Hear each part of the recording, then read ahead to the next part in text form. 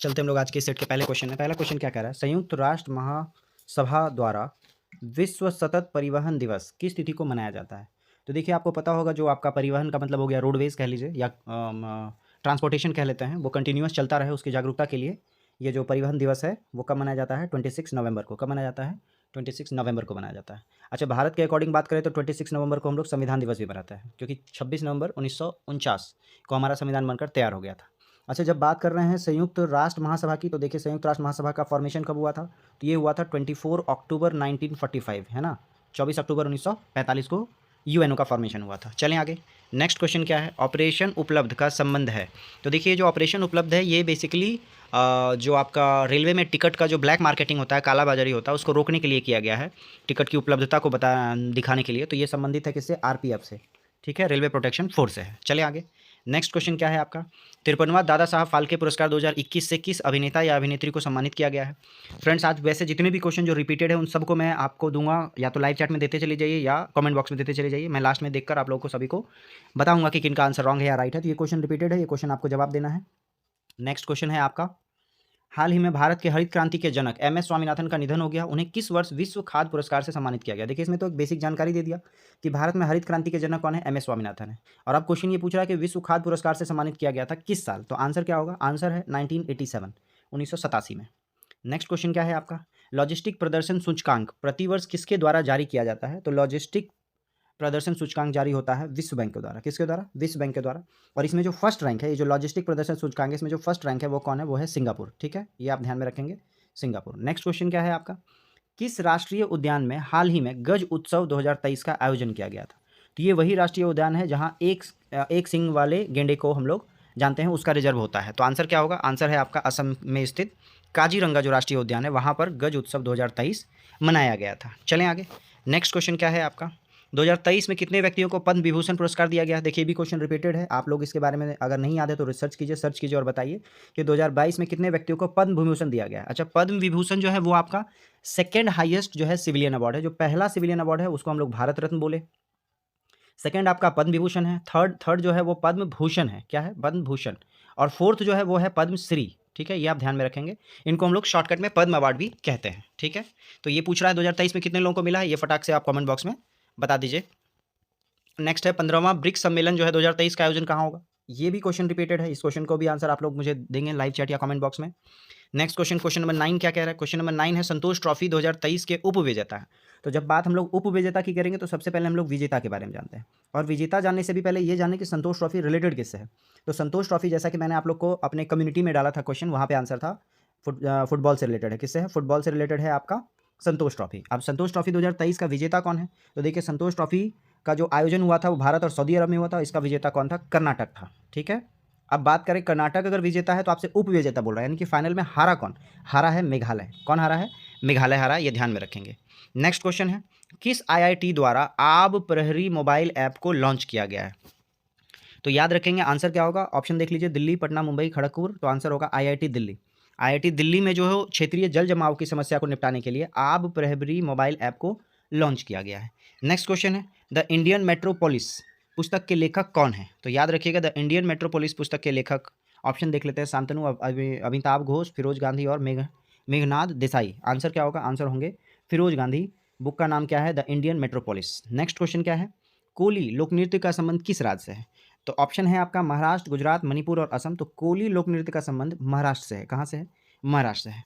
Next question क्या है, अंतर्राष्ट्रीय श्रम संगठन का मुख्यालय कहाँ है। तो ऑप्शन देख लीजिए, आई होप सो आपको ये पता भी होगा। अंतर्राष्ट्रीय श्रम संगठन का मुख्यालय जिनेवा, बर्न, न्यूयॉर्क, रोम, कहाँ होगा। आंसर क्या है, जिनेवा है। अच्छा, जिनेवा, इसके अलावा और भी कई सारे जगहों का जो है, कई सारे ऑर्गेनाइजेशन का जो है वो हेडक्वार्टर है।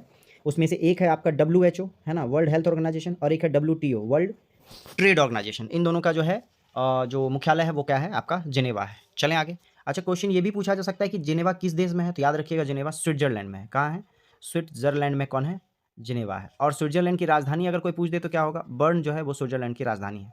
ध्यान रखिएगा इन सारी चीज़ों को।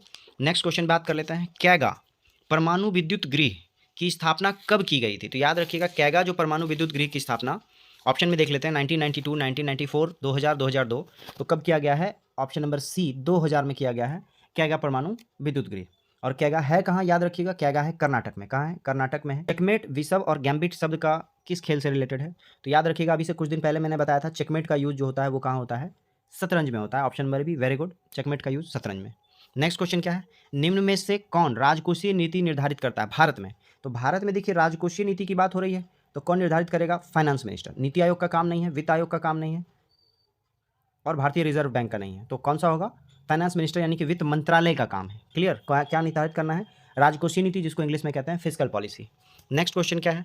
बजट एक लेख पत्र है, तो बजट क्या है रिलेटेड आपसे पूछ रहा है। याद रखिएगा बजट जो है वो वापस से ऊपर में हम लोगों ने देखा था राजकोषीय नीति, तो याद रखिएगा बजट जो है सरकार की राजकोषीय नीति का एक हिस्सा है। क्लियर? चलें, नेक्स्ट क्वेश्चन क्या है? क्वेश्चन नंबर 18 क्या कह रहा है? सूची 1 और सूची 2 को मिलाना है। देखिए ओपन जनरल लाइसेंस, तो ओपन जनरल लाइसेंस जो है वो लिबरलाइजेशन के टाइम में आया था, उदारीकरण, और इससे क्या बढ़ेगा? इससे बढ़ेगा विदेशी व्यापार। तो ए का 2 दिख रहा होगा आपको यहाँ शायद थर्ड वाले में भी है। हाँ बिल्कुल, तो आपका फर्स्ट जो है वो लाइसेंसिंग किसके लिए? विदेशी व्यापार के लिए। सेकंड आपका बात कर रहा है ट्राइसेम का, तो ट्राइसेम बेसिकली होता है एम्प्लॉयमेंट से रिलेटेड। ट्राइसेम का फुल फॉर्म क्या है? Training rural youth for self employment. क्या है? Training to rural youth for self employment. तो ये किसके लिए है? रोजगार के लिए है। तो बी का 1 आपको दिख रहा होगा, पहला नंबर ऑप्शन, तो ये आपका सही है। ओपन जनरल लाइसेंसिंग विदेशी व्यापार, ये ए है। फिर ट्राइसेम आपका बी है। फिर सी वाला जो है थोक मुद्रा सूचकांक, वो इन्फ्लेशन को बताता है, मुद्रास्फीति, ये आपका सी है। और सीआरआर कैश रिजर्व रेशियो जो है वो आपका ऋण नियंत्रण है, यानी कि डेप्ट को कंट्रोल करता है। चलें आगे, नेक्स्ट क्वेश्चन क्या है आपका? क्वेश्चन नंबर 19, भारत में पहली पंचवर्षीय योजना का आधार क्या था? अगेन ये क्वेश्चन आप लोगों को मुझे कमेंट बॉक्स में बताना है फटाक से। ऑप्शन है हेरोड डमर, महालनोबिस, दादाभाई नौरोजी मॉडल और JL Nehru model. Next question क्या है? निम्नलिखित घटनाओं पर ध्यान दें और इसके कालानुक्रम को बताएं। तो देखिए सबसे पहले गरीबी हटाओ का जो नारा था ये इंदिरा गांधी ने दिया था। और सेकंड हम बात कर लें बैंक का राष्ट्रीयकरण, ये तो आप लोग को पता होगा 1969 है ना, और इसी समय जो है अर्थशास्त्र में भी नोबेल दिया जा रहा था। नेक्स्ट हरित क्रांति का जो प्रारंभ था वो भी कुछ दिन पहले मैंने बताया था 1967 के आसपास है।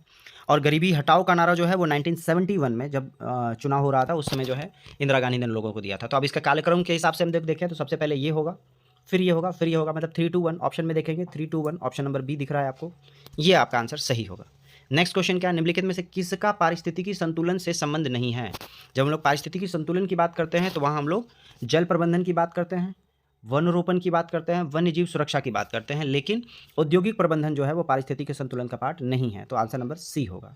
नेक्स्ट क्वेश्चन क्या है आपका? अगर उनमें यानी विद्रोहियों में एक भी योग्य नेता निकला होता तो हम सदा के लिए हार जाते। 1857 के विद्रोह के संबंध में उपरोक्त टिप्पणी किसने की थी? यानी ये कह रहा है 1857 में अगर एक भी नेता कोई स्ट्रांग होता तो ब्रिटिश ईस्ट इंडिया कंपनी हार जाती और हम लोग आज़ाद हो जाते। तो ऐसा किसने कहा था? ये कहा था ऑप्शन नंबर बी देखिए, जॉन लॉरेंस। जॉन लॉरेंस ने कहा था ये बात। चलें नेक्स्ट क्वेश्चन क्या है? भारत में न्यायिक सेवा का जनक। तो देखिए जब न्यायिक सेवा का जनक की बात करता है तो मैं कहता हूँ आपसे, पहला सुप्रीम कोर्ट कब बना भारत में? तो याद रखिएगा वो बना 1773 के रेगुलेटिंग एक्ट से। कब बना था? 1773 के रेगुलेटिंग एक्ट से बना था आपका, और सुप्रीम कोर्ट जो कोलकाता में बना था। इलीजा इंपे उनके फर्स्ट जो है वो चीफ जस्टिस थे उस टाइम के। और ये जो कार्यकाल है ये कार्यकाल है आपका वॉरेन हेस्टिंग्स का, तो ऑप्शन नंबर ए जो है वो आपका सही होगा।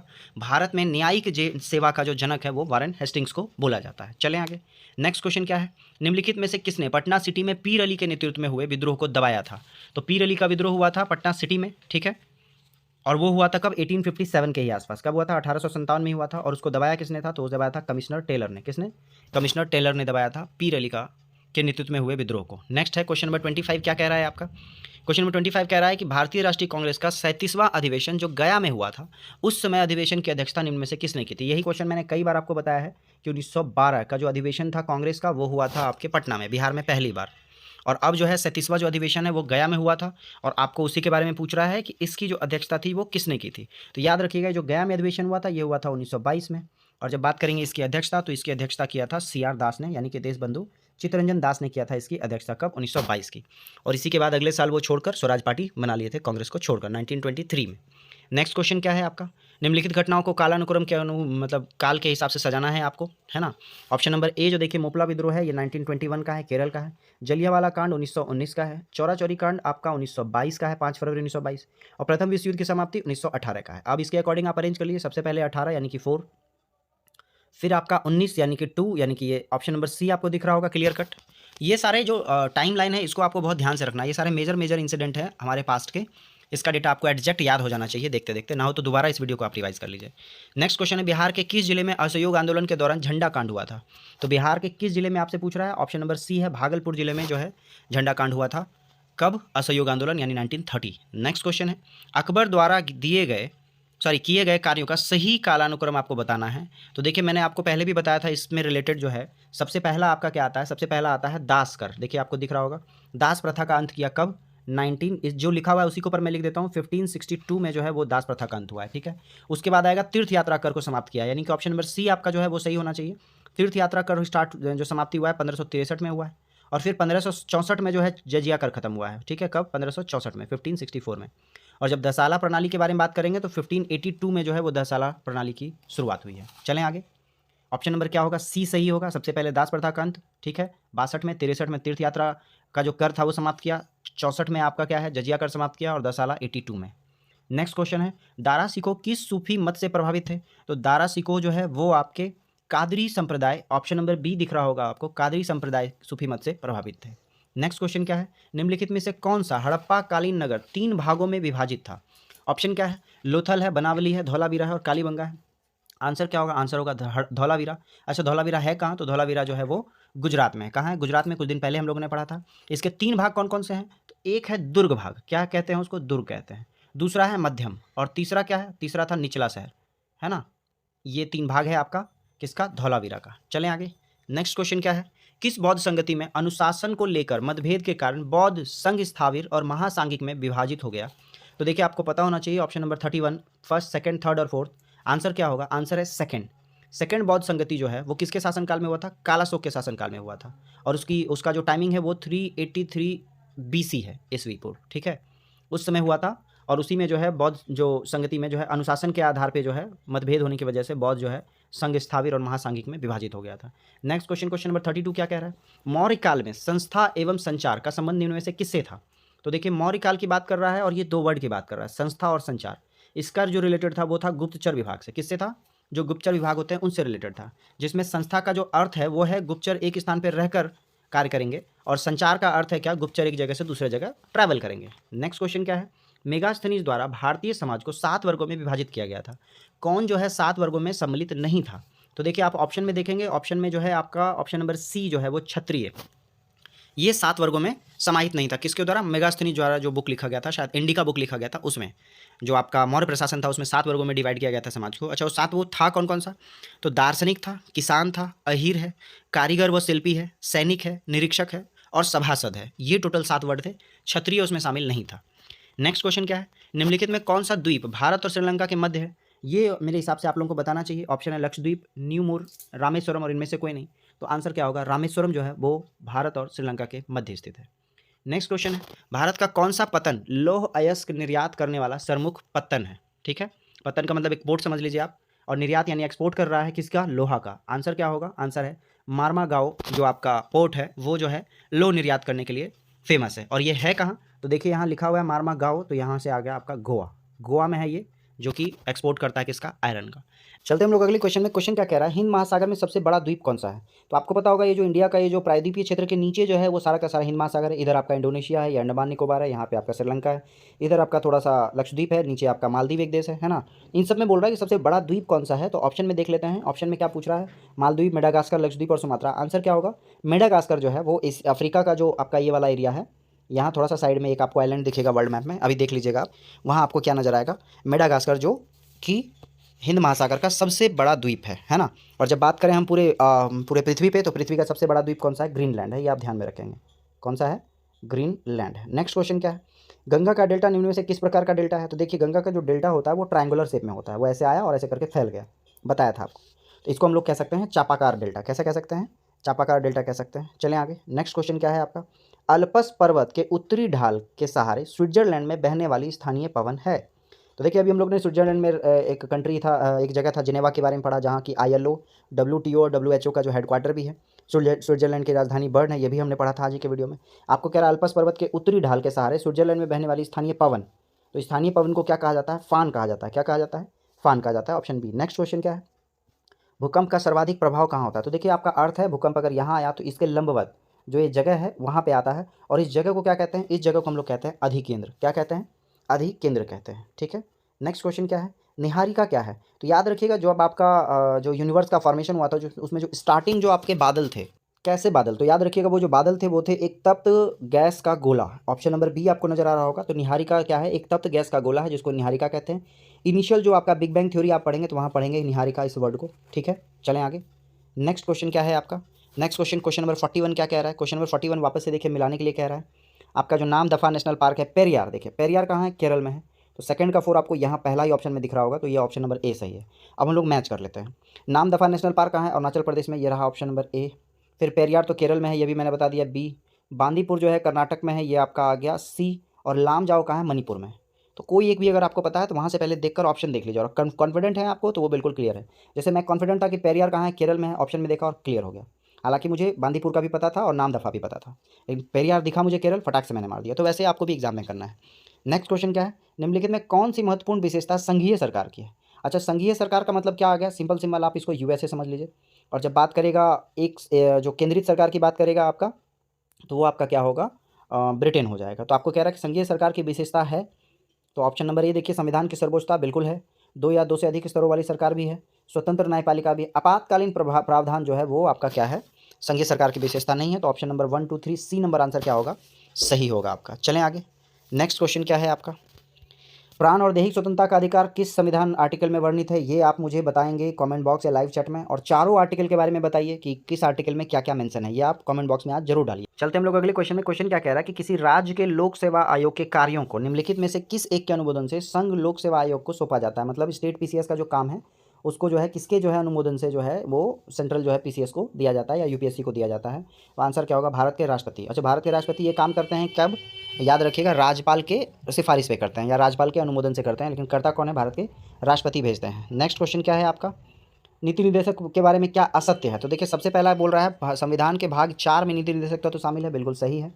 आर्टिकल कौन सा है? आर्टिकल 36 से 51 है। नेक्स्ट है आयरलैंड के संविधान से नीति निर्देशक तत्व मिला है, बिल्कुल सही है। नीति निर्देशक तत्व न्यायालय में परिवर्तनीय नहीं है, ये भी सही है। मतलब आप सुप्रीम कोर्ट में लड़ नहीं सकते या हाई कोर्ट में, ये चीज़ डीपीएसपी में लिखा है। नेक्स्ट है इनका मूल उद्देश्य राजनीतिक लोकतंत्र की स्थापना, ये बिल्कुल नहीं है। कल्याणकारी राज्य का निर्माण करना इसका जो है मुख्य उद्देश्य है। किसका? डीपीएसपी का, यानी कि राज्य के नीति निर्देशक तत्व का। तो ऑप्शन नंबर डी जो है वो क्या है? असत्य है। नेक्स्ट है क्वेश्चन नंबर ऑप्शन 46 क्या कह रहा है? वर्तमान में राज्यसभा के कितने सदस्य केंद्र शासित प्रदेश से चुनकर आते हैं? तो वर्तमान में राज्यसभा के टोटल 8 जो सदस्य हैं वो केंद्र शासित प्रदेश से चुनकर आते हैं। अच्छा, राज्यसभा में मैक्सिमम कितना हो सकता है? 250 हो सकता है। और वर्तमान में है कितना? 245 है, जिसमें कि 12 जो है वो मनोनीत है, जो कि हमेशा जो है राष्ट्रपति 12 को मनोनीत करते हैं। और 8 आपका क्या हो गया? केंद्र शासित प्रदेश है। तो 12 8 20, बाकी बचा कितना? 225 जो है वो राज्यों से चुनकर आते हैं। क्लियर? चलें आगे। नेक्स्ट क्वेश्चन है बिहार में लोकसभा के लिए आवंटित सीटों में कितना अनुसूचित जातियों के लिए सुरक्षा आरक्षित है? तो देखिए सबसे पहले लोकसभा के लिए सीट कितना है? 40 है। याद रखेंगे बिहार में टोटल कितना? लोकसभा का 40, राज्यसभा का 16। अच्छा, अभी आपसे ये पूछ रहा है कि इस 40 में से कितना जो है अनुसूचित जातियों के लिए है? तो याद रखेंगे टोटल 6 जो है वो अनुसूचित जातियों के लिए है। कहाँ से? बिहार से। चलें आगे। नेक्स्ट क्वेश्चन क्या है? भारत के राष्ट्रपति पर महाभियोग चलाने के लिए कम से कम कितने दिन की पूर्व सूचना देनी होगी? तो ऑप्शन नंबर डी आप देख रहे हैं, 14 दिन की पूर्व सूचना देगी। और जैसे 14 दिन आता है माइंड में, तो एक और चीज़ आता है जब हम बात करते हैं मनी बिल का। जो मनी बिल है आपका, वो राज्यसभा मैक्सिमम 14 दिन तक अपने पास रख सकता है। आफ्टर 14 डेज या 2 सप्ताह बाद, आप ऐसे ही कह लीजिए, 2 सप्ताह बाद जो है आपका वो जो मनी बिल है वो ऑटोमेटिक एक्सेप्टेड माना जाएगा। क्लियर? तो ये 14 दिन पहले हमको देना है महाभियोग चलाने के लिए। अच्छा, क्वेश्चन ये है कि राष्ट्रपति पर महाभियोग किस आर्टिकल में है? तो देखिए आर्टिकल 60 जो है वो शपथ है और 61 जो है वो महाभियोग है। आर्टिकल यानी अनुच्छेद 61। चलें। नेक्स्ट क्वेश्चन क्या है? निर्वाचन आयोग को सर्वप्रथम किस वर्ष बहुसदस्यीय निकाय बनाया गया? तो सबसे पहले निर्वाचन आयोग की बात करेंगे तो सबसे पहले निर्वाचन आयोग में हम लोग पढ़ते हैं 25 जनवरी 1950। 25 जनवरी 1950 को क्या हुआ था? निर्वाचन आयोग चुने गए थे प्रथम सुकुमार सेन, और उसी दिन इस संस्था का या इस जो आयोग का फॉर्मेशन हुआ था। और तब से लेकर 1989 तक ये जो पूरा संस्था था उसके एक ही हेड हुआ करते थे, एक ही निर्वाचन आयुक्त हुआ करता था। वर्तमान में उनके अलावा 4 और जो है उपायुक्त हैं, मतलब उनसे एक नीचे लेवल के हैं। तो ये 1989 में पहली बार जो है उस जो आयोग है उसमें 2 सदस्य को रखा गया था। Option number A. चलें। नेक्स्ट क्वेश्चन क्या है आपका? जनसंख्या नियंत्रण एवं परिवार नियोजन संविधान के 7वीं अनुसूची में किस विषय का है? किस सूची का विषय है? तो सबसे पहले ये समझिए कि 7वीं अनुसूची है क्या। 7वीं अनुसूची में 3 विषय दिए गए हैं। एक को दिया गया है स्टेट का टॉपिक दिया गया है, दूसरा यूनियन का दिया गया या सेंटर कह लीजिए यूनियन का, और थर्ड जो है मिक्स है। मिक्स को हम लोग कहते हैं कंकरेंट लिस्ट, यानी कि समवर्ती सूची। क्लियर? राज्य सूची, संघ सूची और समवर्ती सूची। तो आपसे यही पूछ रहा है कि जनसंख्या नियंत्रण और परिवार नियोजन का जो प्रावधान है वो कहाँ दिया गया है? वो दिया गया है समवर्ती सूची में। कहाँ दिया गया है? समवर्ती सूची में। चलें। नेक्स्ट क्वेश्चन क्या है? वाहनों में लगे रियर व्यू मिरर द्वारा उत्पन्न आवर्धन तो देखिए वाहनों में जो लगा हुआ रियर व्यू मिरर है, ये सबसे पहले होता कौन सा है? तो याद रखिएगा ये होता है उत्तल दर्पण होता है। कैसा मिरर होगा? उत्तल दर्पण होगा। अच्छा, उत्तल दर्पण में बाहर की ओर निकला रहता है और आप देखेंगे इसमें जो इमेज बनता है वो वास्तविक जैसे ट्रक आ रहा है तो बाइक में देखेंगे तो एक छोटा सा ट्रक दिखेगा। तो आवर्धन छोटा है, छोटा होने का मतलब हो गया एक से कम। क्या हो गया? एक से कम। अच्छा, दूसरा और क्या रीज़न है? आवर्धन मैग्निफिकेशन इज इक्वल टू होता है इमेज का जो हाइट है बाय ऑब्जेक्ट का हाइट है। तो आप सोचिए इमेज जो है आपका छोटा है, मतलब एक, मतलब मान के चलिए एक, और ऑब्जेक्ट 5 गुना बड़ा है, तो इसका वैल्यू हमेशा क्या होगा? एक से कम होगा। तो ये आंसर क्या होगा? ए होगा। फॉर्मूला से भी समझ लीजिए, प्रैक्टिकल भी समझ लीजिए। नेक्स्ट क्वेश्चन है क्वेश्चन नंबर 52। जब हम अपने बिजली बिल का भुगतान करते हैं तो हम किसके लिए भुगतान करते हैं? याद रखिएगा हम लोग जो बिजली बिल का भुगतान करेंगे तो आवेश, करंट, पावर के लिए नहीं बल्कि ऊर्जा के लिए करेंगे। किसके लिए? एनर्जी के लिए करते हैं हम लोग, क्योंकि इस बिजली बिल का ऐसे भी जो हम लोग क्या करते हैं, एनर्जी का कंजम्पशन करते हैं। क्लियर? तो ऑप्शन नंबर डी सही होगा। नेक्स्ट क्वेश्चन क्या है? एक परिपथ में प्रभावी यानी इफेक्टिव प्रतिरोध बढ़ाने के लिए प्रतिरोधों को जोड़ा जाता है। तो आई होप सो ये क्वेश्चन का जवाब आप लोग देंगे कि जो आपका रेजिस्टेंस है उसको कैसे जोड़ेंगे, श्रृंखला में, समांतर में, या दोनों में, या कोई नहीं। कमेंट बॉक्स या लाइव चैट में देंगे इसका आंसर।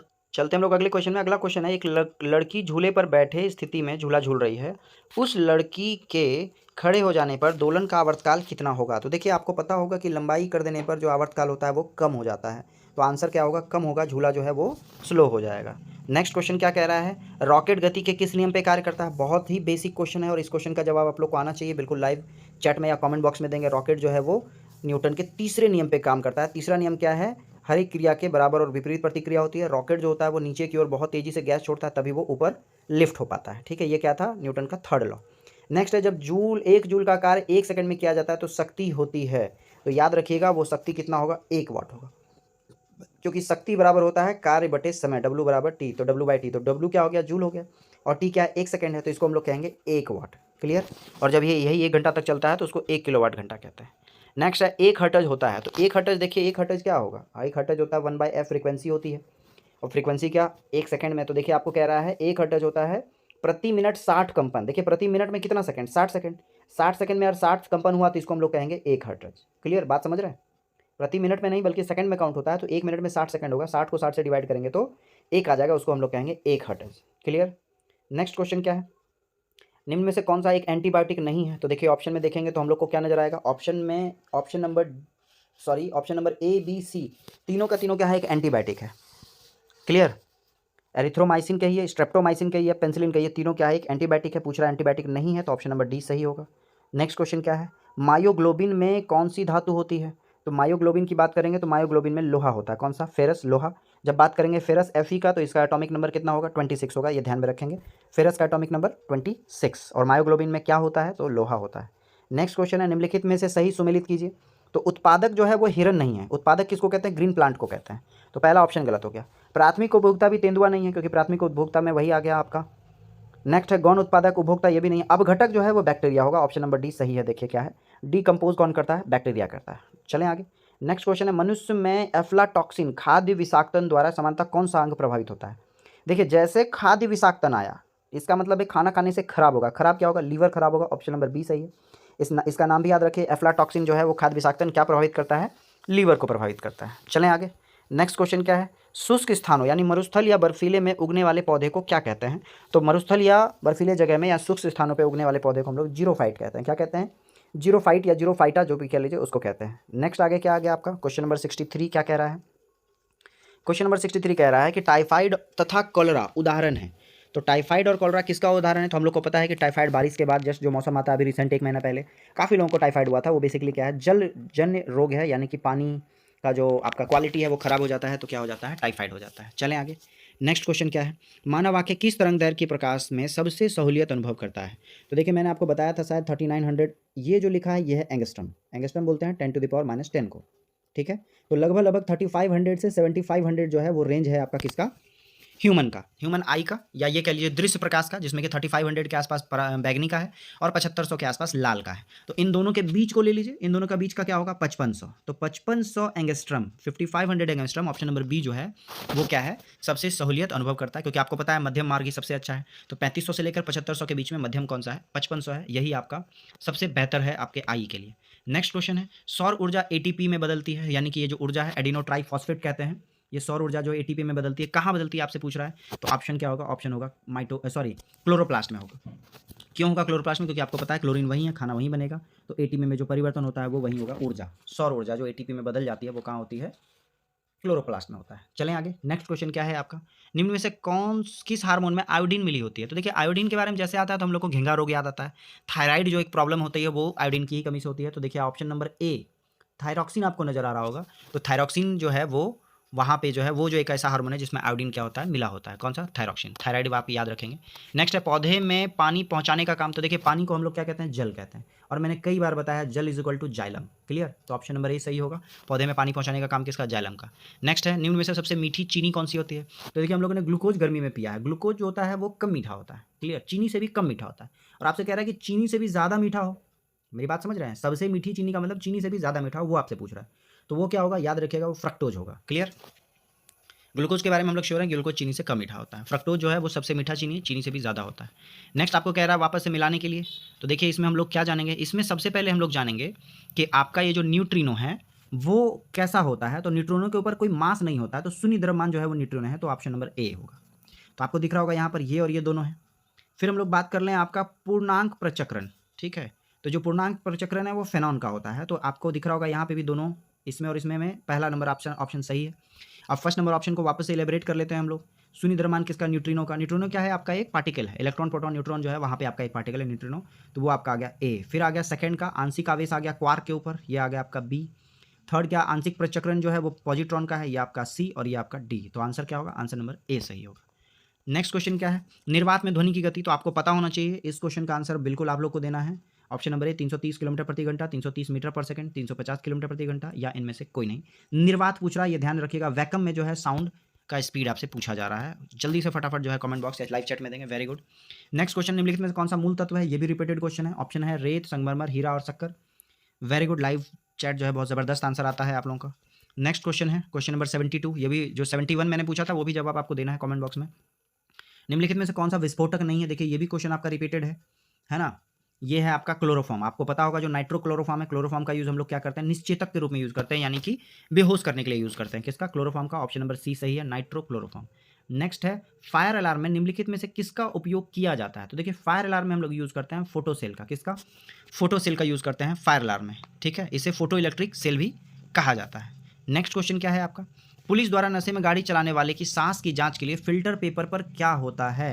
मोस्ट इंपॉर्टेंट क्वेश्चन है। आज के डेट में काफ़ी ज़्यादा चेकिंग जो है चलती रहती है हर जगह। तो आंसर क्या होगा? आंसर है आपका पोटेशियम डाइक्रोमेट सल्फ्यूरिक अम्ल। क्या होता है?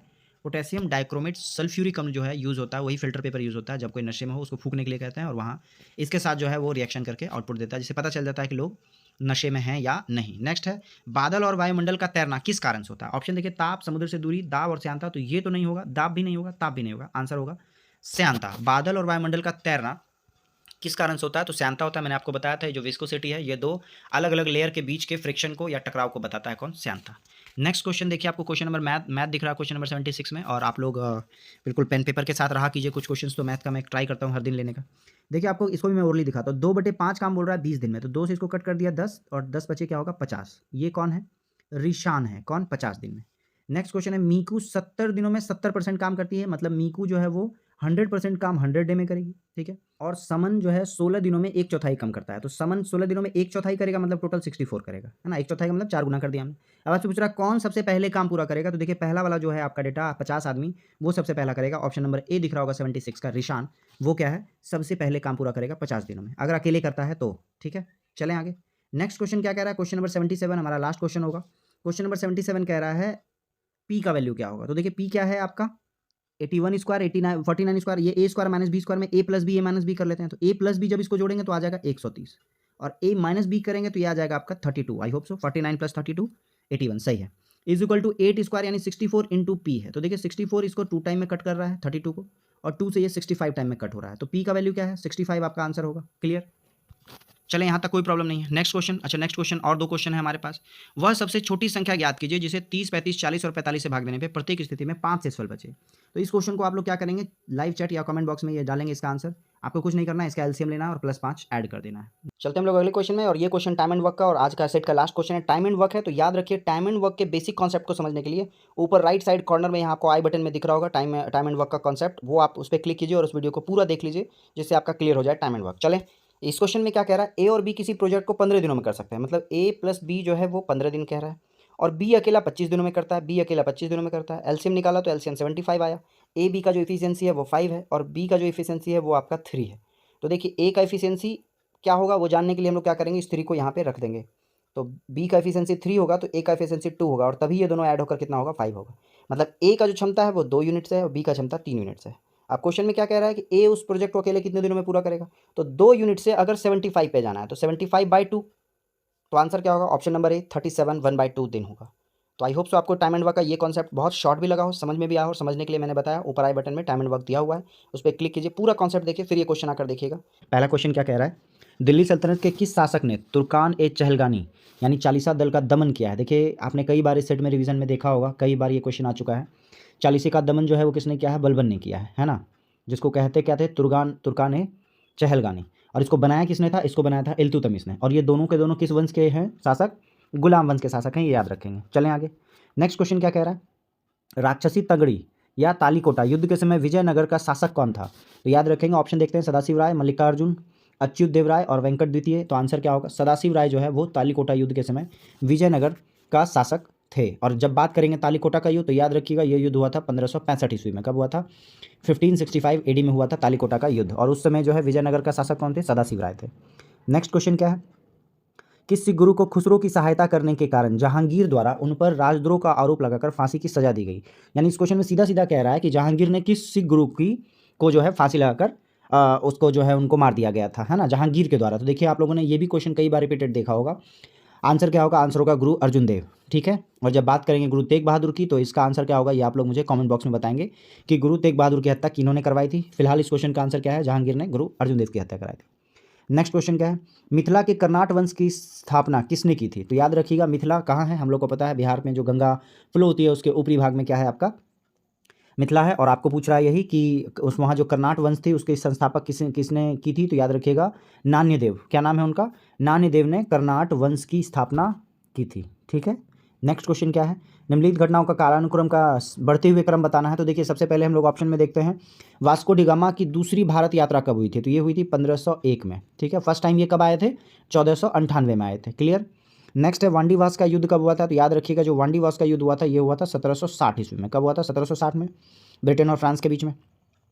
थर्ड है आपका ब्रिटिश ईस्ट इंडिया कंपनी की स्थापना, ये आप लोग को पता है कब हुआ था, ये हुआ था 1599 में, है ना, हालांकि 1600 बोला जाता है, 1599 के 31 दिसंबर को हुआ था। ठीक है। और जब बात करेंगे बेदरा का युद्ध, तो ये हुआ था 1759 में। कब हुआ था, 1759 में हुआ था। तो अब आप ऑप्शन में देखेंगे, आपको बोल रहा है बढ़ते हुए क्रम में बताना है। तो सबसे पहले 1400 यानी वास्को डी गामा 1, तो 1 आपको नजर आ रहा होगा फोर्थ, सेकंड और थर्ड में। फिर 1498 के बाद हम लोग आ जाएंगे 1501 में, सॉरी 1498 नहीं है, 1498 तो लिखा था मैंने वास्को डी गामा के बारे में। सबसे पहला ऑप्शन ऐसे भी 1501 है, तो हमारा फर्स्ट नंबर आ गया। फिर 1599 यानी कि ब्रिटिश संस्थापक की स्थापना, यानी थर्ड आ गया। देखिए दोनों में फर्स्ट और थर्ड है। थर्ड नंबर आपका आ गया 1759, बेदरा का निर्णायक युद्ध, यानी कि फोर्थ नंबर। तो आंसर क्या होगा, आंसर नंबर सी सही होगा। क्लियर। वापस से इसके टाइमिंग को एक बार बता दूं, वास्को डी गामा का पहली बार आया था 1498 में, दूसरी बार है 1501 में। फिर वांडीवास का युद्ध 1760 में, ब्रिटेन और फ्रांस के बीच में। ब्रिटिश ईस्ट इंडिया कंपनी का फॉर्मेशन हुआ है 31 जनवरी 1599 में, और सॉरी 31 दिसंबर 1599 में। और बेदरा का निर्णायक युद्ध कब हुआ है, 1759 में। अच्छा, मेरे पास एक क्वेश्चन भी है कि बेदरा का युद्ध जो था वो किसके किसके बीच में हुआ था। तो याद रखिएगा बेदरा का युद्ध हुआ था इंग्लैंड, या इंग्लिश कह लेते हैं, या इंग्लैंड ही लिख देते हैं, इंग्लैंड प्लस डच के बीच में हुआ था। किसके बीच में, इंग्लैंड और डच के बीच में। क्लियर। चलें आगे। नेक्स्ट क्वेश्चन क्या है, नेक्स्ट क्वेश्चन है, किस मुगल सम्राट के काल में ईस्ट इंडिया कंपनी ने भारत में सर्वप्रथम कारखाना स्थापित किया था। ठीक है। ऑप्शन में देखते हैं कौन कौन सा है, अकबर है, नहीं होगा, जहांगीर नहीं होगा, औरंगजेब नहीं होगा, सॉरी जहांगीर होगा, शाहजहां नहीं होगा। तो ये आपका आंसर नंबर क्या होगा, डी होगा। जहांगीर के शासनकाल में, मुगल शासक जहांगीर के शासनकाल में सबसे पहले ब्रिटिश ईस्ट इंडिया कंपनी ने भारत में सर्वप्रथम कारखाना स्थापित किया था। क्लियर। और ये किया कहाँ था, ये किया था सूरत में। और सूरत में कब किया था, ये किया था 1608 ईस्वी में। कब किया था, 1608 ईस्वी में। नेक्स्ट क्वेश्चन क्या है, वानर सेना एवं मंजरी सेना का गठन किस आंदोलन के दौरान हुआ था। तो याद रखिएगा ऑप्शन नंबर, भारत छोड़ो आंदोलन, स्वदेशी आंदोलन, सविनय अवज्ञा आंदोलन, असहयोग आंदोलन। आंसर क्या होगा, सविनय अवज्ञा आंदोलन के टाइम में वानर सेना और मंजरी सेना का गठन हुआ था। याद रखिएगा सविनय अवज्ञा आंदोलन 1930 दांडी मार्च से स्टार्ट होती है और 1934 तक चलती है। क्लियर। नेक्स्ट क्वेश्चन क्या है, क्वेश्चन नंबर 8 क्या कह रहा है आपका, निम्नलिखित में से किस अखबार को रातों रात वर्नाक्युलर प्रेस एक्ट से बचाने के लिए अंग्रेजी अखबार में तब्दील कर लिया गया था। ऑप्शन है केसरी, अमृत बाजार पत्रिका, इंडियन मिरर और द ट्रिब्यूनल। आंसर क्या होगा? आंसर होगा अमृत बाजार पत्रिका को रातों रात वर्नाक्युलर प्रेस एक्ट से बचाने के लिए अंग्रेजी अखबार में बदल दिया गया था। क्लियर? आंसर क्या होगा? अमृत बाजार पत्रिका। नेक्स्ट क्वेश्चन क्या है? क्रांति की तलवार में धार वैचारिक पत्थर पर रगड़ने से आती है, यह कथन किसका है? तो ये कथन जो है फेमस हमारे option number B Bhagat Singh का है। किनका है? भगत सिंह का। क्या कहा था उन्होंने? क्रांति की तलवार में धार कैसी आती है? वैचारिक पत्थर पर रगड़ने से आती है। क्लियर? नेक्स्ट क्वेश्चन, निम्नलिखित में से किस क्षेत्र में स्थायी बंदोबस्त की प्रथा प्रचलित नहीं थी, आपसे पूछा जा रहा है। तो याद रखिएगा ऑप्शन नंबर डी जो है यहाँ पर क्या है? महलवारी व्यवस्था थी, यहाँ पे स्थायी बंदोबस्त नहीं थी। स्थायी बंदोबस्त कहाँ कहाँ लगा? बंगाल, बिहार, उड़ीसा, उत्तर पश्चिमी प्रांत के बनारस खंड और उत्तरी कर्नाटक की भूमि पर स्थायी बंदोबस्त अर्थात जमींदारी प्रथा प्रचलित थी। क्लियर? चलें, पंजाब में क्या था? महलवाड़ी व्यवस्था।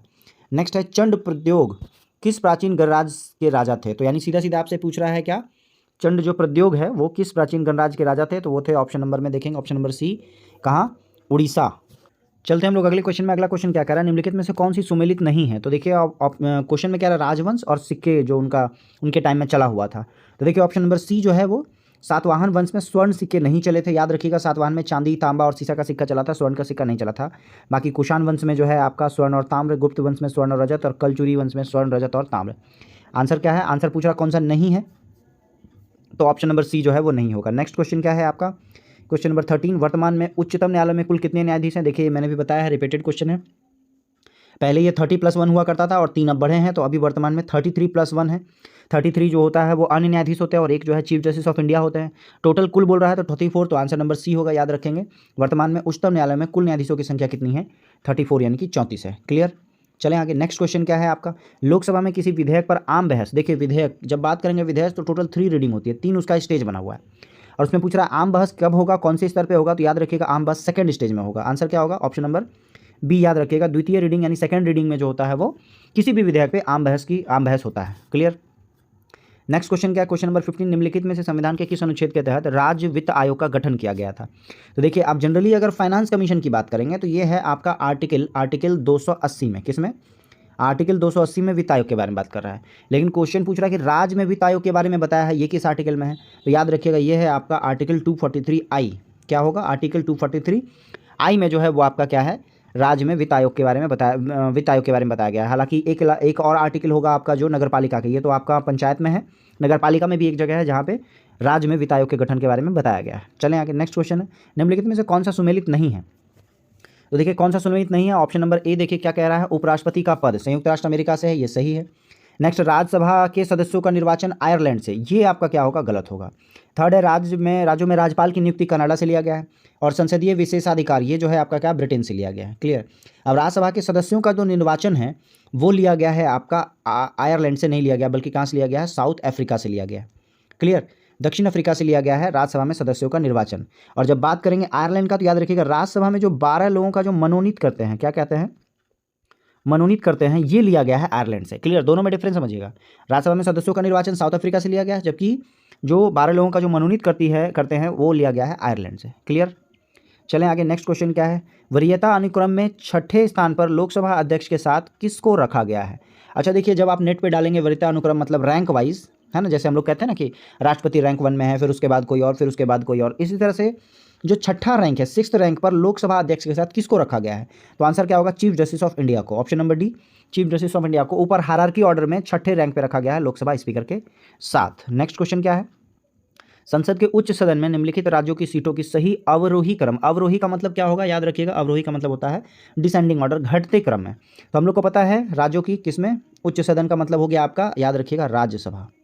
उच्च सदन का मतलब क्या हो गया? राज्यसभा होगा, याद रखिएगा। निम्न सदन का मतलब लोकसभा होता है। क्लियर? अब आपको कह रहा है कि अवरोही क्रम घटते क्रम, तो हमको पता है उत्तर प्रदेश की जनसंख्या सबसे ज़्यादा है तो उत्तर प्रदेश में होगा। तो याद रखिएगा यूपी में जो है वो टोटल राज्यसभा की संख्या 31 है, जबकि बिहार में 16 है। बिहार में 16 है। ठीक है? इसके बाद हम बात करें महाराष्ट्र की, तो महाराष्ट्र में याद रखिएगा महाराष्ट्र में 19 है। कितना है? 19 है, 19। और तमिलनाडु में कितना है? तमिलनाडु में 18 है। तमिलनाडु में 18 है। तो देखिए आपको पहला ही ऑप्शन दिख रहा होगा डिक्रीजिंग ऑर्डर में, है ना। उत्तर प्रदेश में 31, महाराष्ट्र का 19, तमिलनाडु का 18 और बिहार का 16। चलें आगे। ऑप्शन नंबर ए सही है, डिक्रीजिंग ऑर्डर में है। नेक्स्ट क्वेश्चन क्या है आपका? एक उच्च न्यायालय का न्यायाधीश अपना त्यागपत्र संबोधित करता है, तो याद रखिएगा चीफ जस्टिस ऑफ इंडिया के बारे में बात कर रहा है। या हाईकोर्ट का न्यायाधीश के बारे में बात कर रहा है। उच्च न्यायालय का मतलब हाईकोर्ट। हाईकोर्ट का न्यायाधीश किसको देगा? तो याद रखिएगा वो सीधा सीधा देगा राष्ट्रपति को। क्लियर? राज्यपाल को नहीं देगा, याद रखेंगे, राज्यपाल को नहीं बल्कि किसको देगा? राष्ट्रपति को देगा। नेक्स्ट क्वेश्चन क्या है? निम्नलिखित में से किसने संविधान के भाग 3 में उल्लेखित अनुच्छेद 32 को संविधान की आत्मा कहा है? इस क्वेश्चन का आंसर आप लोग कमेंट में या लाइव चैट में देंगे। किसको कहा है? किसने जो है आपको पूछ रहा है, क्वेश्चन पूछ रहा है किसने कहा है ना।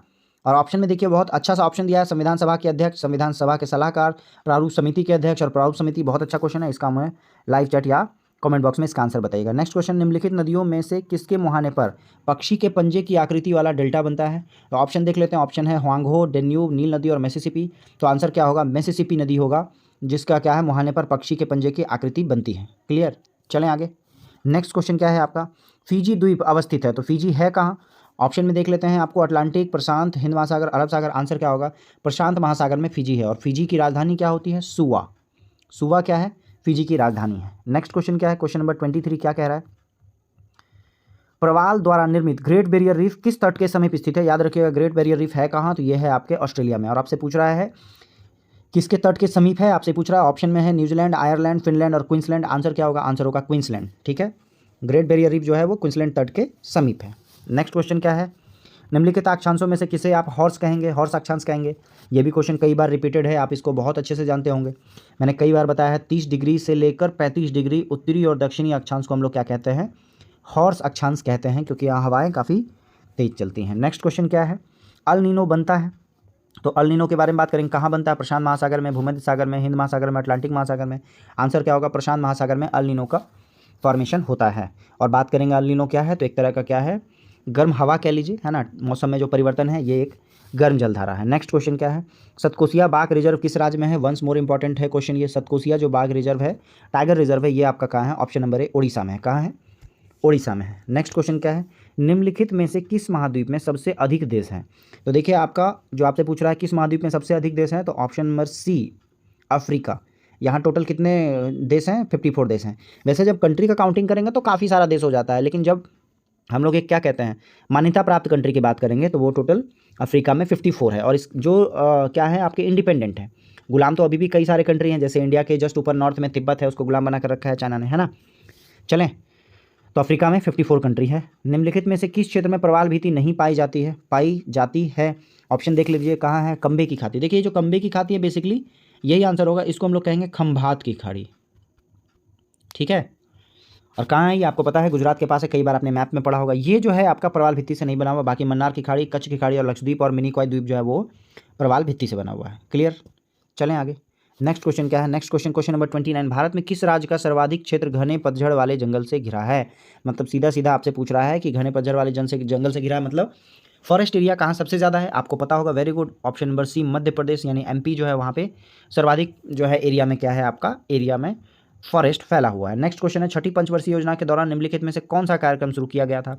तो छठी पंचवर्षीय योजना के दौरान जो है एकीकृत ग्रामीण विकास, है ना, इंटीग्रेटेड रूरल डेवलपमेंट का जो है प्रोग्राम जो है स्टार्ट किया गया था। ठीक है, चलें आगे। ऑप्शन नंबर ए सही होगा।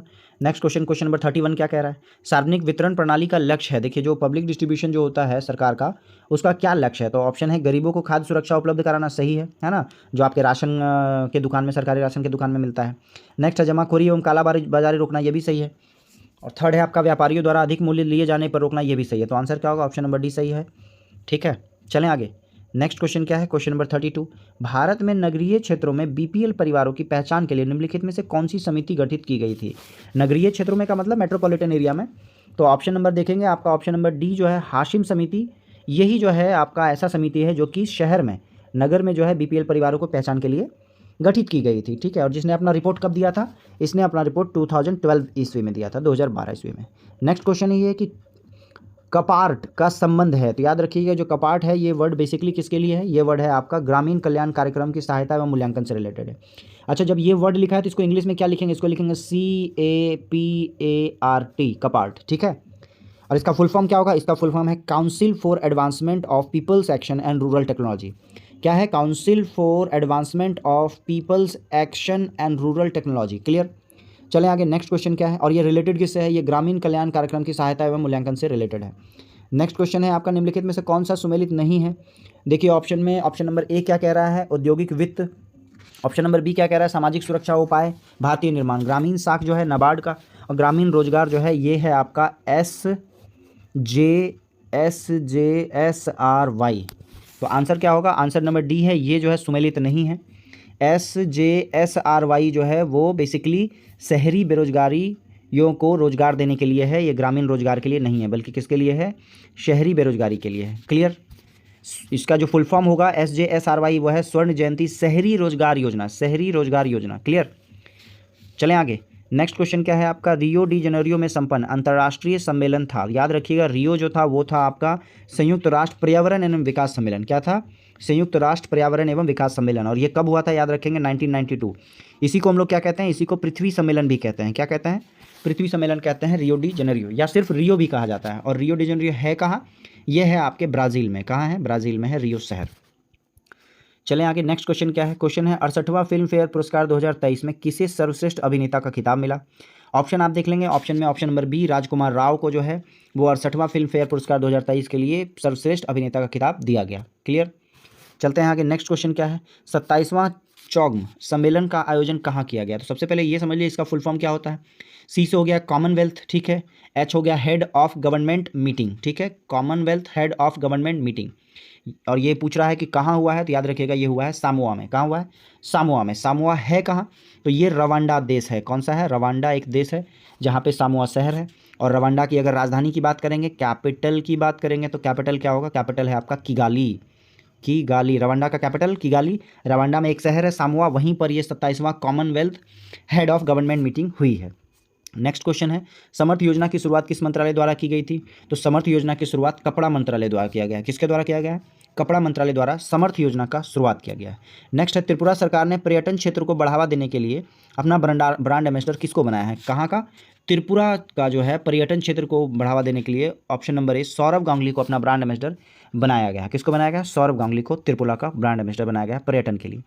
नेक्स्ट क्वेश्चन क्या है आपका, हाल ही में किस राज्य द्वारा लेवेंडर महोत्सव। देखिए जो लेवेंडर की खेती है वो होती जम्मू कश्मीर में है, तो लेवेंडर महोत्सव कहाँ होगा, जम्मू कश्मीर में है। क्लियर। चलें आगे। नेक्स्ट क्वेश्चन क्या है आपका, किस देश ने प्रधानमंत्री नरेंद्र मोदी को ऑर्डर ऑफ द नाइल सम्मान से सम्मानित किया है। तो आंसर क्या होगा, आंसर है आपका मिस्र। अच्छा, नाइल जो है बहुत ध्यान से देखिएगा, ये नील नदी को इंग्लिश में नाइल लिखते हैं। तो नील नदी का वरदान किसको कहा जाता है, याद रखिएगा मिस्र को कहा जाता है। क्लियर। चलें। और जब बात करेंगे मिस्र की, तो मिस्र की राजधानी क्या देखें, इंग्लिश में कायरो लिखा जाता है, CIARO, हिंदी में लिखा जाता है काहिरा। तो दोनों जानकारी बहुत ज़रूरी है। क्लियर। चलें आगे। किनको मिला है, नरेंद्र मोदी को मिला है ऑर्डर ऑफ द नाइल सम्मान। नेक्स्ट क्वेश्चन क्या है, बजट 2023-24 के अनुसार राजस्व घाटा GDP का कितना प्रतिशत है। तो 23-24 के अनुसार जो आपका ग्रॉस डोमेस्टिक प्रोडक्ट है, राजस्व घाटा, वो GDP का 2.9% है। कितना है, ऑप्शन नंबर सी 2.9% है। और राजस्व घाटे को इंग्लिश में क्या कहते हैं, इसको कहते हैं fiscal deficit, FISCL, fiscal deficit कितना है, 2.9%। नेक्स्ट क्वेश्चन है, बजट 2023-24 के अनुसार विदेशी मुद्रा भंडार में भारत का स्थान क्या है। तो बजट के टाइम की बात कर रहा है, मोस्ट इंपॉर्टेंट ये दो क्वेश्चन है बजट का। जो आपका फॉरेन जो आपका भंडार है, विदेशी मुद्रा भंडार है, वो भारत का स्थान जो है ऑल ओवर वर्ल्ड में 6th है। क्या है, 6ठा है। और ये टाइम टू टाइम बदलता है, लेकिन जिस टाइम बजट की बात हो रही थी उस समय अगर बात करें तो ऑल ओवर वर्ल्ड में 6th पोजीशन था विदेशी मुद्रा भंडार का भारत में। नेक्स्ट है, उपग्रह EOS-07 को किस प्रक्षेपण यान द्वारा प्रक्षेपित किया गया था। तो याद रखेंगे ये किया गया था SSLV D2 के द्वारा, है ना। यहाँ पर SSLV का फुल फॉर्म है स्मॉल सैटेलाइट लॉन्च व्हीकल। क्या कहते हैं SSLV को, स्मॉल सैटेलाइट लॉन्च व्हीकल कहा जाता है। क्लियर। और ये EOS-7 को जो है प्रक्षेपित किया था इसी विमान से। नेक्स्ट क्वेश्चन क्या है आपका, बिहार जाति आधारित जनगणना 2022 रिपोर्ट के अनुसार बिहार में अत्यंत पिछड़ा जाति, है ना, EBC के बारे में बात कर रहा है, का जनसंख्या कितना प्रतिशत है। तो आंसर क्या होगा, 36.01%, बी नंबर है। यह है आपका EBC, extreme backward classes. Clear. Answer क्या है, 36.01%। नेक्स्ट क्वेश्चन है, फोर्ब्स अरबपति सूची 2023 के अनुसार भारतीय अरबपति मुकेश अंबानी का स्थान क्या है। फोर्ब्स की सूची अरबपतियों की सूची होती है, और इसमें जो है आपका मुकेश अंबानी जो है वो है 9वें रैंक पे। किसने रैंक पे है, 9वें रैंक पे है। अच्छा, क्वेश्चन ये है कि फर्स्ट रैंक पे कौन है। तो फर्स्ट रैंक पे है बर्नार्ड आर्नो एंड फैमिली। कौन है, बर्नार्ड आर्लो एंड फैमिली। अच्छा, सेकंड नंबर पे कौन है, एलन मस्क है। याद रखिएगा कौन है, एलन मस्क जो है इस फोर्ब्स के 100 लिस्ट में सेकंड नंबर पे है। जब हम बात करेंगे थर्ड नंबर पे कौन है, तो याद रखिएगा थर्ड नंबर पे है जेफ बेजोस, ठीक है, अमेजन के जो ऑनर हैं। और भारत में जब मुकेश अंबानी का नाम आया है तो हम लोगों को गौतम अडानी के बारे में भी जानना होगा। याद रखिएगा अडानी, लिख लीजिए ना हो तो कहीं। अडानी का रैंक 24 है फोर्ब्स के अरबपति 2023 के सूची में। अडानी 24 पे और मुकेश अंबानी कहाँ है, 9वें पोजीशन पे है। जेफ बेजोस 3rd है, 2nd पे एलन मस्क है और 1st पे बर्नार्ड आर्नो एंड फैमिली है। नेक्स्ट क्वेश्चन क्या है, कोंकण सैन्य अभ्यास 2023 का आयोजन कहाँ किया गया। तो देखिए कोंकण जो सैन्य अभ्यास है वो कहाँ किया गया है, वो किया गया है अरब सागर में। आपको पता भी होगा कि जो कोंकण जो आपका कॉस्ट है वो कहाँ है, अरब सागर की ओर है। और बेसिकली ये कोंकण जो सैन्य अभ्यास है ये होता किसके किसके बीच में है, तो याद रखिएगा ये एक नेवल है, ठीक है, नेवल यानी कि नेवी का है। होता किसके किसके बीच में है, अमेरिका और ब्रिटेन के बीच में होता है, सॉरी भारत और ब्रिटेन के बीच में, आई लिख देता हूँ, इंडिया और ब्रिटेन के बीच में होता है कोंकण सैन्य अभ्यास। और कहाँ हुआ है, अरब सागर में हुआ है।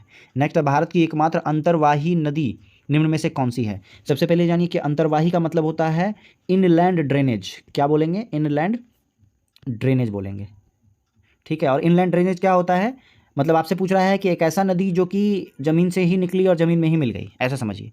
बारिश होता है उसका एक पाथ बना हुआ है, वो वहीं से निकली और वहीं पे ख़त्म हो गई, मतलब कि ये जो है समुद्र में जाकर अपने आप को नहीं, जो सारा का सारा रिवर फ्लो होता है वो जनरली समुद्र में जाकर गिरता है, चाहे वो अरब सागर में गिरे या बंगाल की खाड़ी में मिले। लेकिन ये एक ऐसा नदी है जो कि इनलैंड ड्रेनेज है, यानी कि ज़मीनी स्तर पर ही बहती है, कहीं समुद्र में मिल नहीं पाती है। तो आंसर क्या होगा, आंसर होगा बी, लूनी नदी, जो कि आपका एक अंतर्वाही नदी है, ठीक है। चलें आगे। नेक्स्ट क्वेश्चन है, अमृत क्रांति का संबंध निम्न में से किससे है। तो याद रखिएगा अमृत क्रांति का संबंध है नदी जोड़ो परियोजना से। किससे रिलेटेड है, जो नदी जोड़ो परियोजना है इससे रिलेटेड है आपका अमृत क्रांति। और इसकी स्टार्टिंग कब हुई थी, इसकी स्टार्टिंग हुई थी 2002 में। किससे हुई थी, 2002 में जो है स्टार्टिंग हुई थी अमृत क्रांति, क्लियर। अब बात कर लें फल उत्पादन, याद रखिएगा इसको हम लोग सुनहरी क्रांति कहते हैं। क्या कहते हैं, सुनहरी क्रांति कहते हैं। फिर हम बात कर लें मसाला का, तो याद रखिएगा इसको बादामी क्रांति कहा जाता है। और जब बात करेंगे बागवानी का तो इसको हम लोग स्वर्ण क्रांति कहते हैं, क्लियर। ये ध्यान में रखेंगे, बागवानी स्वर्ण क्रांति है, मसाला को बादामी क्रांति कहेंगे, फल उत्पादन सुनहरी क्रांति है, और अमृत क्रांति का सीधा सीधा संबंध किससे है, नदी जोड़ो परियोजना से। नेक्स्ट क्वेश्चन है, सार्वजनिक वितरण प्रणाली, यही पीडीएस के बारे में बात कर रहे थे हम लोग, का संचालन किसके द्वारा किया जाता है। ऑप्शन ए राज्य सरकार द्वारा, सही है। ऑप्शन बी केंद्र सरकार द्वारा, सही है। तो आंसर सी होगा, ए और बी दोनों द्वारा। नेक्स्ट है, अब हम लोग साइंस के 25 क्वेश्चन को देख लेते हैं। चुंबक और चुंबकीय पदार्थ के बीच चुंबकीय बल के कारण बल का कौन सा प्रभाव होता है। तो देखिए आप 100% बात कर रहा है कि चुंबक और चुंबकीय पदार्थ के बीच में जो है चुंबकीय बल के कारण बल का कौन सा प्रभाव होता है। तो ऑप्शन नंबर देखिए आपका क्या होगा, जब दो चुंबक को आपस में रखेंगे एक दूसरे के आमने सामने तो उनका प्लेस, स्थान क्या होगा, परिवर्तन होगा। तो ऑप्शन नंबर ए होता है स्थान का परिवर्तन, इसका आंसर सही होगा। आकार में परिवर्तन नहीं होता है, भौतिक अवस्था में परिवर्तन नहीं होता, रासायनिक प्रकृति में परिवर्तन नहीं होगा। ऑप्शन नंबर क्या होगा, एक दूसरे के प्रति अट्रैक्ट होंगे तो जगह बदल जाएगा। नेक्स्ट है, विद्युत इंसुलेटर का क्या गुण है। तो इंसुलेटर क्या होता है, बिजली को संचालन नहीं करने दे, रोकने का काम करे। तो ऑप्शन नंबर बी क्या है, बिजली का संचालन न करने देना। चलते हैं हम लोग अगले क्वेश्चन में। अगला क्वेश्चन क्या है, निम्नलिखित में से सबसे छोटी इकाई कौन सी है। तो देखिए एंगस्ट्रम 10⁻, ये इसका सिंबल है, 10⁻⁻10 लिखते हैं। मीटर तो खैर मीटर ही है, मिलीमीटर हो गया 10⁻⁻3। फर्मी जो है वो सबसे छोटा होगा, 10⁻⁻15 को हम क्या कहते हैं, फर्मी कहते हैं, क्लियर। चलते हैं हम लोग अगले क्वेश्चन में। आंसर क्या होगा, ऑप्शन नंबर सी इसका आंसर होगा। नेक्स्ट है आपका वक्रीय गति का एक उदाहरण है। वक्रीय गति का मतलब हो गया आपका सर्विलीनियर, ठीक है, या कर्विलीनियर मोशन कहते हैं इसको। कर्व का मतलब हो गया सर्कुलर, है ना। इसका एक उदाहरण है, ऑप्शन में देखिए आपका क्या है, चरखा, है ना, एक पेंडुलम की गति, भाला फेंकना, और एक पेड़ का गिरने वाला। तो ये देखिए ये जो आपका वक्रीय गति है वो इस तरह का हो गया। तो आप देखेंगे चरखा तो ये ऐसे घूमता है ना, और ऐसे एक आप भाला फेंके और भाला ऐसे आके गिरा, तो आंसर क्या होगा, डी नंबर होगा, ठीक है। वक्र का मतलब वही हो गया। और जब हम बात करेंगे चरखा के बारे में तो याद रखिएगा इसको हम लोग वृत्तीय गति कहेंगे। कौन सा गति, सर्कुलर मोशन कहेंगे। और यहाँ देखिए कर्विलीनियर है, कर्व का मतलब ऐसे टेढ़ा होना। तो आंसर क्या होगा, आंसर नंबर डी होगा, भाला फेंकना होगा, क्लियर। चलें आगे। नेक्स्ट क्वेश्चन क्या, निम्नलिखित में से कौन सा यंत्र किसी भी वस्तु या द्रव की गति मापने के लिए प्रयोग किया जाता है। आपको वस्तु भी बोल रहा है, द्रव भी बोल रहा है। तो देखिए टेकोमीटर जो होता है वायुयान या मोटर का गति बताता है, तो आंसर ये भी सही है। रडार जो है वो दूर से आने वाली कोई के बारे में भी बताता है गति, वो भी सही है। स्पीडोमीटर भी क्या करता है, गतिमान वाहन के बारे में बताता है, ये भी सही है। और वेंचुरीमीटर क्या बताता है, किसी द्रव के प्रवाह की गति को बताता है, ये द्रव के प्रवाह की। तो वस्तु और द्रव दोनों के बारे में दिया है। तो मेरे हिसाब से चारों आंसर होगा, ऑप्शन नंबर डी देख सकते हैं आप, 1 2 3 4 चारों सही है। वापस से मैं बता दूं, जो टैकोमीटर है वो वायुयान और मोटर नावों की गति को बताता है। रडार भी इसी तरह की चीज़ों को बताता है। स्पीडोमीटर बाइक की गति को बताएगा, बाइक और कार में देख सकते हैं। वेंचुरीमीटर क्या होता है, किसी द्रव के प्रवाह के बारे में बताता है। तो आंसर चारों सही होगा। नेक्स्ट है, न्यूनतम संभव फ़ारेनहाइट का मान कितना है। देखिए जब हम बात करेंगे न्यूनतम संभव डिग्री सेल्सियस का, तो वो होता है -273 डिग्री सेल्सियस होता है। कितना होता है, माइनस में होता है। अच्छा, डिग्री सेल्सियस से फ़ारेनहाइट का क्या फॉर्मूला था, तो याद रखिएगा डिग्री सेल्सियस से फ़ारेनहाइट का था फ़ारेनहाइट -32 × 5/9। और आपको पता है सबसे मिनिमम क्या होगा, माइनस में 273 डिग्री सेल्सियस होगा। जब आप इसको इक्वेट करेंगे तो एफ का जो वैल्यू आएगा वो आ जाएगा -459.4 डिग्री फ़ारेनहाइट, कितना होगा 459। लेकिन इस वाले रूल को आप कैलकुलेट कर लीजिएगा आराम से किसी कॉपी पे रख के, ठीक है, ताकि आपका एग्जैक्ट वैल्यू आ जाए। आंसर नंबर क्या होगा, डी होगा। क्लियर। नेक्स्ट क्वेश्चन है आवृत्ति और समयावधि के बीच में कैसा संबंध है। तो याद रखिएगा आवृत्ति और समयावधि को मल्टीप्लाई करेंगे तो 1 आएगा, तो मल्टीप्लाई करेंगे तो 1 आएगा। क्यों? क्योंकि हम लोग को पता है कि जो आवृत्ति होता है, यहाँ पे वी दिया तो वी लिख लेते हैं, वो समयावधि का उल्टा होता है। क्लियर, इनवर्स होता है। तो ये दोनों आपस में मल्टीप्लाई करेंगे तो आउटपुट क्या आएगा, 1 आएगा। ठीक है, सीधा सीधा ऐसे समझिए कि फ्रीक्वेंसी इज इक्वल टू 1/टाइम होता है। चलें, नेक्स्ट क्वेश्चन क्या है, मानव शरीर में रक्त की मात्रा शरीर के भाग का लगभग कितना % होता है। तो याद रखिएगा ये होता है लगभग 7 to 8%। कितना होता है, 7 से 8% होता है। चलते हम लोग अगले क्वेश्चन में। अगला क्वेश्चन क्या है, ऊंचे पहाड़ों पर नाक से खून क्यों निकलता है। तो इसका जवाब आप लोग को पता होगा। जब हम लोग हाई एल्टीट्यूड में जाते हैं तो वहाँ पे क्या होता है, एटमॉस्फेरिक प्रेशर क्या होता है, कम होता है, वायुमंडलीय दबाव कम होता है। और पृथ्वी पे जो होता है वो वायुमंडलीय दाब ज़्यादा होता है।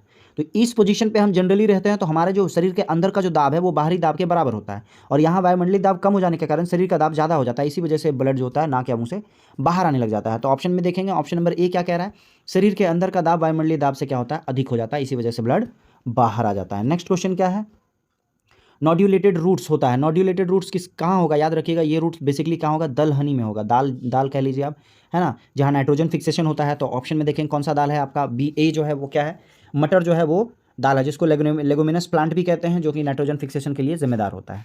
नेक्स्ट क्या है, तिलचट्टे के पास क्या होता है। ऑप्शन में दिख रहा होगा आपको, पैर हाथ के बारे में कुछ संख्या दे रहा है। तो ऑप्शन में देखेंगे आपका 2 जोड़ी पैर, 3 जोड़ी पैर, 4 जोड़ी पैर और 3 जोड़ी पैर। तो आंसर क्या होगा, ऑप्शन में देखेंगे तो हमको पता है 3 जोड़ी पैर होता है, 3 दूनी 6, दोनों मिलाकर जोड़ी का मतलब 2। जब पंख की बात करेंगे तो 2 ही पंख होता है, 4 पंख नहीं होता है। तो ऑप्शन नंबर बी क्या होगा आपका, सही होगा। कॉकरोच के पास 3 जोड़ी पैर और 2 जोड़े पंख होते हैं। नेक्स्ट क्वेश्चन क्या है, एक क्रिकेट खिलाड़ी मैदान में गेंद का तेजी से पीछा कर रहा है, निम्नलिखित में से हड्डियों का कौन सा समूह इस गति में प्रत्यक्ष रूप से योगदान दे रहा है। देखिए गेंद का पीछा करने का मतलब होता है पैर का यूज करना। और ऑप्शन में देखेंगे तो ऑप्शन नंबर जो आपका बी है, टीबिया, टार्सल, फीमर और मेटाटार्सल। ये आपका क्या है, ये आपका जो है प्रत्यक्ष रूप से जो है वो क्या कर रहा है, आपका योगदान दे रहा है। और ये बेसिकली जो सीक्वेंस है, ये सीक्वेंस ऊपर से नीचे है ना, जो टीबिया है, फिर टार्सल है, फिर फीमर है, फिर मेटाटार्सल है। ये सारा का सारा क्या है, इसमें से 2 तो टार्सल और मेटाटार्सल क्या है, पैर का पंजा का है।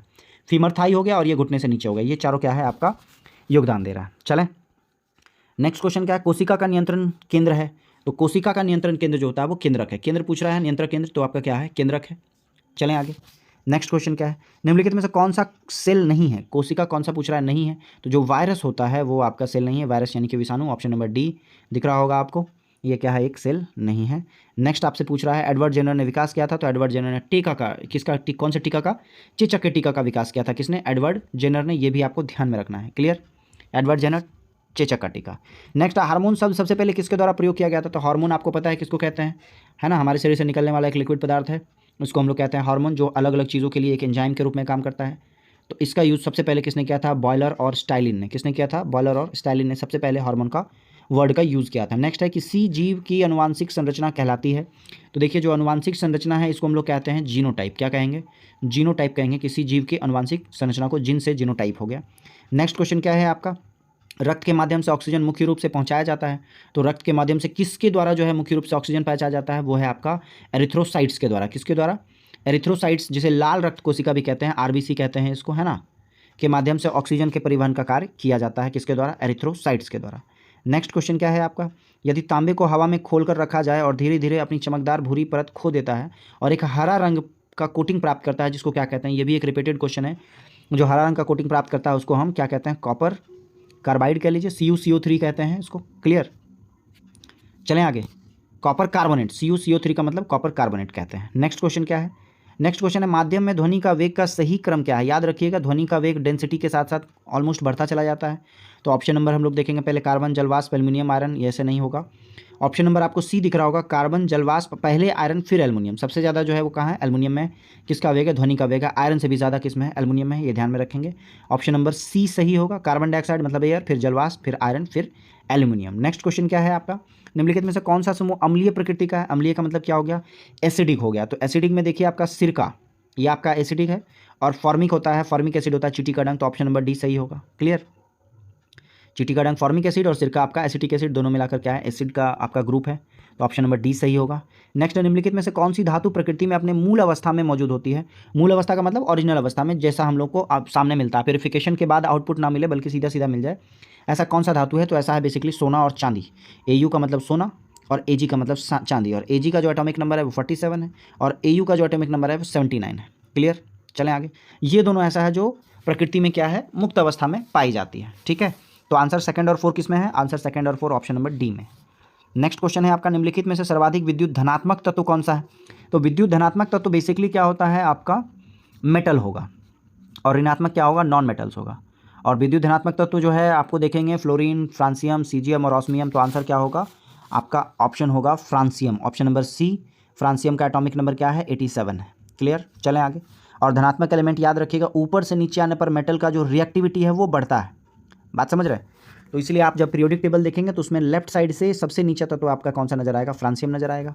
आंसर क्या है? फ्रांसियम सबसे ज़्यादा विद्युत धनात्मक तत्व है। नेक्स्ट है, प्रकाश के क्वांटम सिद्धांत का प्रतिपादन किसने दिया था? तो याद रखिएगा, प्रकाश के क्वांटम सिद्धांत का प्रतिपादन आइंस्टीन ने दिया था। क्लियर, किसने दिया था? ऑप्शन नंबर ए, आइंस्टीन ने दिया था। Very good. ऊन देने वाले जंतुओं का समूह कौन सा है? तो देखिए ऑप्शन नंबर ए, भेड़, बकरी, ऊँट और याक। ये आपका क्या है? ऊन देने वाले जंतुओं का समूह है। क्या क्या है? भेड़, बकरी, ऊँट और याक। शेर यहाँ भी है, नहीं ले सकते, भैंस भी नहीं ले सकते, बिल्ली भी नहीं ले सकते। क्लियर, तो आंसर नंबर ए सही होगा। नेक्स्ट है, यदि 25 आदमी 225 मीटर लंबी दीवार को 30 दिनों में बना सकते हैं। देखिए इस तरह के क्वेश्चन के लिए हमारे पास फॉर्मूला है m1d1h1/w1 is equal to m2d2h2/w2। ठीक है, पहला बोल रहा है 25 आदमी, कितना काम, याद रखिए काम नीचे होगा, 225 मीटर तो नीचे आ गया।